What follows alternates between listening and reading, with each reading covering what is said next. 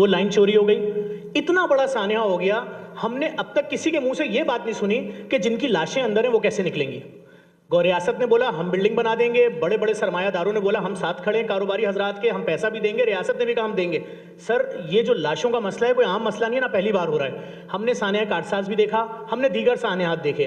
آج جو ظلم ہو رہا ہے اس وقت تک صرف ایک ہی لڑائی ہے کہ جی کام چل رہا ہے. کدھر؟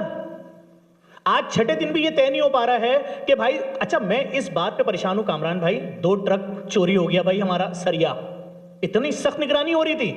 اس کے بعد جی وہ پیسوں پہ لڑائی ہو رہی ہے. اچھا اس کے بعد اندر یوٹیوبرز جا کے ویڈیو بنا رہے ہیں تو فیملی کیوں نہیں جا رہی ہے اندر؟ پھر یہ خود کہہ رہا ہے کہ میرے سامنے میں اپنے باپ کی لاش اندر ڈھونڈ رہا تھا, ایک فیملی ہے اس نے کہا 6 لاشوں کی ہڈیاں ہیں, ٹی وی پہ چل رہا ہے 30 باڈیاں مل گئیں. وہ کدھر ہیں باڈیاں؟